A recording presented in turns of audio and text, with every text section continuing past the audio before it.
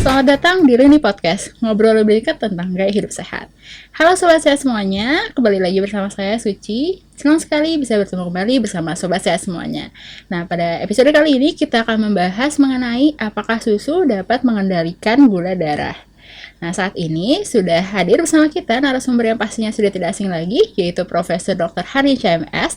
Beliau merupakan guru besar ilmu gizi FEMA IPB University, Ketua Umum Asosiasi Institusi Pendidikan Tinggi Gizi Indonesia, dan juga Ketua Umum Perhimpunan Pakar Gizi Pangan Indonesia. Selamat datang Prof. Hardin, apa kabar Prof? Luar biasa. Luar biasa. Saya juga sangat luar biasa. Gitu. Nah, Prof, pada ini podcast kali ini kita akan membahas mengenai susu dan juga gula darah kaitannya nih, Prof. Nah, bagaimana sih, Prof? Apakah benar nih susu itu dapat mengendalikan gula darah dan bagaimana caranya? Ya, jenis-jenis susu kan banyak ya. Tapi kita bicara susu dalam arti ya katakanlah susu sapi aja yang sering ada di pasaran ya. Baik yang fresh milk, yang UHT atau yang cair begitu ya. Bukan yang ditambah gula barangkali ya.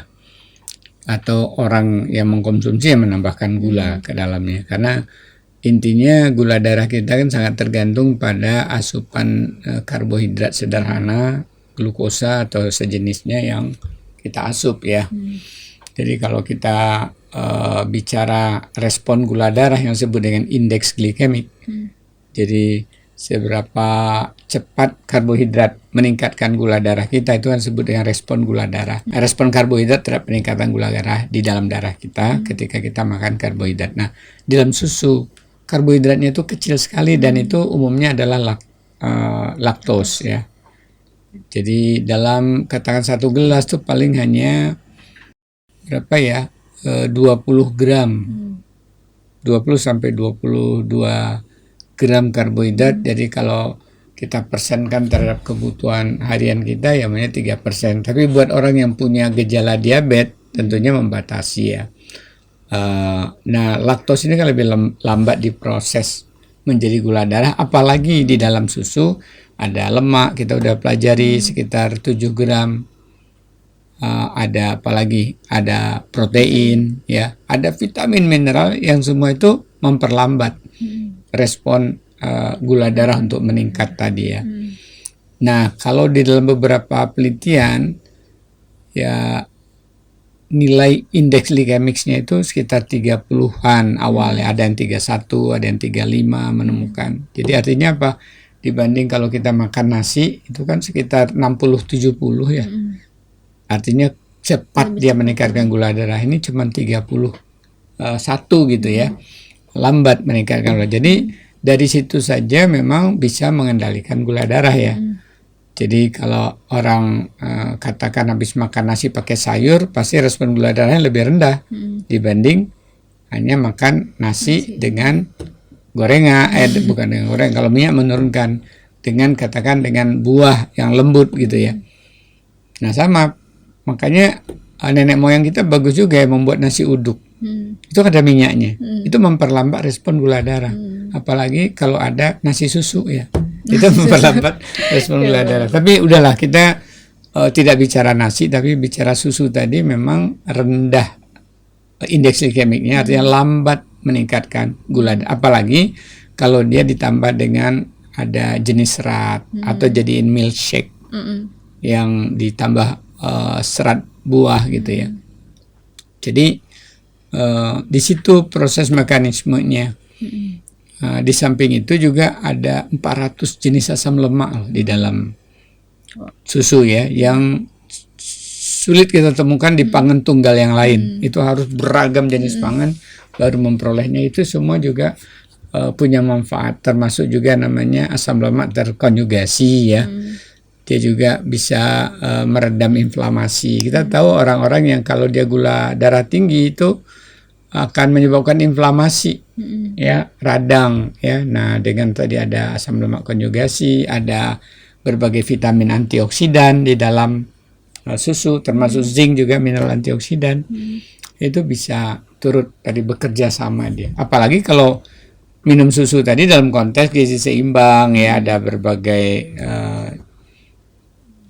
antioksidan lain dari sayur dan buah yang kita makan. Tapi lagi-lagi tadi intinya kan kalau kita tadi ingin mengendalikan gula darah, bagaimana kita mengendalikan karbohidrat ya. Dan di mana situ di susu kecil banget, Di susu kecil. laktos. Iya. Jadi ternyata terbukti juga ya Prof, kalau misalnya Nah, dalam beberapa penelitian juga terbukti ya secara klinis bahwa orang yang minum susu bahkan sampai 3-4 gelas itu menurunkan risiko gula darah tinggi ya, bahkan sampai diabetes ya. ya, tapi dengan catatan juga ya Prof. Ya, tidak makan ada- sembarangan tentu. Iya. Jangan minum susu terus makan nasi, roti, sak bakul gitu. Iya. Atau minum susu misalnya gulanya 2 sendok gitu ya Jangan Prof. ditambah lagi ya. Iya, jadi ditambah lagi baru bisa menurunkan gula darah. Resiko gula darah tinggi atau peningkatan gula darah. hiperglikemia ataupun mengalami risiko diabetes. Iya. Baik. Nah, Prof, apakah pengaruh ini itu berlaku untuk semua jenis susu, Prof? Apakah misalnya lebih berpengaruh untuk daripada minum full cream mendingan minum low fat gitu, Prof? Atau gimana? Yang kajian-kajian menunjukkan full cream justru dapat menurunkan risiko tadi ya. Kemudian juga yang penting tadi bukan ditambahkan gula gitu ya. Jadi kalau kita minum susu yang ditambah lagi gula 2 sendok ya, sebenarnya banyak susu sekarang tinggal di sedot ya tinggal dipilih aja, lihat baca label lagi aja ya. Jadi kalau situ karbohidratnya sampai berapa 50 gram 40 gram ya, saya pikir itu dan dirasakan manis karena biasanya sih hanya 22 gram ya satu gelas satu kotak atau botol 225 ml ya. Kalau minum yang untuk 1 liter juga perlu diperhatikan juga ya Prof, jumlahnya. 4 gelas itu. Iya, jangan sampai. Ya apalagi Jangan sampai 4 udah 4 gelas gula terus ditambah. Iya. Nah, sekarang orang kan suka itu minum kopi dengan susu ya manis. Nah, itu yang nggak bakalan ini. Jadi memang kopi dan susu bisa menurunkan indeks glikemik, tapi kalau ditambah tadi gula udah dilarutin akan lebih meningkatkan respon gula darah. Padahal kopi saja, kopi pahit itu juga menurunkan resiko hiperglikemia sebenarnya. Kopinya udah terbukti itu menurunkan resiko hiperglikemia, mengurangi resiko diabetes. Susunya mengurangi risiko gula tinggi atau hiperglikemia dan diabetes. Dicampur keduanya bagus, ditambah gula bersendok-sendok jadi hancur jadinya manfaatnya. Biasaan juga ya Prof, kalau yang suka manis banget perlu diperhatikan juga. Ya saatnya memang kita kadang perlu yang manis ya sekedarnya aja gitu. Jangan terlalu sering, jangan terlalu banyak kan. Kan tetap bisa ditolerir, kecuali yang mereka sudah diabetes harus lebih hati-hati dan konsultasi. Ya tetap sih dianjurkan sampai 40 gram kan masih ya. Secara umum ya di Kementerian Kesehatan Gizi Seimbang, panduan gizi seimbang. Baik Prof, selanjutnya apakah pasien diabetes nih Prof boleh minum susu dan apakah ada jenis susu tertentu yang dibolehkan? Ya, yang jelas pertama memanage total karbohidratnya ya. Sekali makan mungkin hanya sekitar berapa 15-30 gram. Nah, lihat aja kan tadi kalau satu susu laktosanya tadi kan sudah 20 gram. Itu udah masuk dalam satu porsi 15-30 gram per porsi tadi kan. Nah, tinggal tentunya ada sayur yang berserat untuk mengurangi tadi dengan salad minyaknya yang bagus ya, seperti minyak zaitun misalnya gitu kan, yang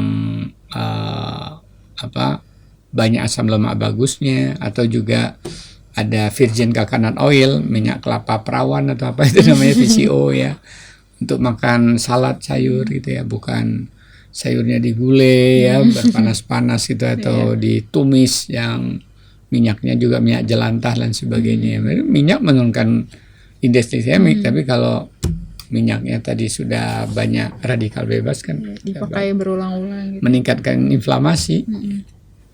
Baik Prof. Nah, apakah ada jenis susu tertentu gitu Prof? Oh ya, kalau sebenarnya dunia industri ada menghasilkan ya jenis susu tertentu, namanya juga ada itunya ya, cirinya.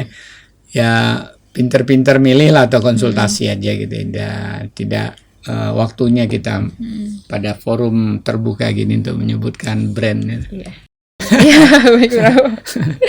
Baik Prof. Nah, selain susu sendiri nih Prof, apakah ada cara untuk mengendalikan peningkatan gula darah Prof? Apakah ada makanan Iya, tertentu? ada, tidak hanya makanan, aktivitas fisik juga ya. Oke lah, kan ditanya kan makanan, kita bicara makanan. Banyak kan ya, selain sayur.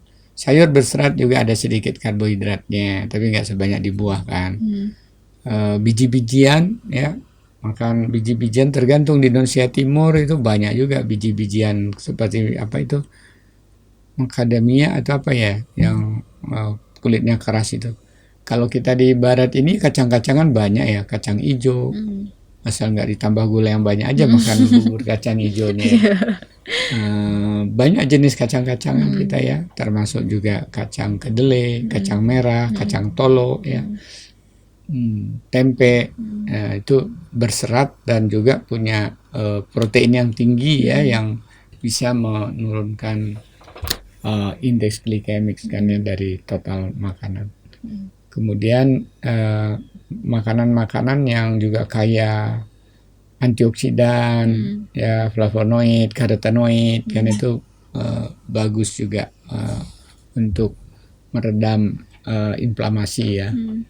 Kemudian makanan-makanan yang berzat gizi yang bisa meningkatkan imunitas, vitamin yang kaya vitamin D, ikan ya, yang kaya omega 3, yang kaya asam folat, kaya zinc, itu semua kan bisa meningkatkan imunitas. Karena buat orang-orang yang bergejala diabetes juga kan perlu bagaimana mengamankan imunitas. Baik, jadi ada beberapa makanan juga ya Prof yang dapat mengendalikan gula darah dalam tubuh. Nah Prof, jadi mungkin sekian dari Ya, hari sama-sama. ini. Terima kasih atas sharingnya Prof. Ya, ya. Semoga bisa bermanfaat nih bagi sahabat sehat semua yang menonton episode kali ini. Nah, jika ada topik yang menarik yang teman sehat bisa pengen banget gitu mendengarkan di Lini Podcast, kalian bisa komen di bawah ya. Baik, sampai jumpa di episode selanjutnya.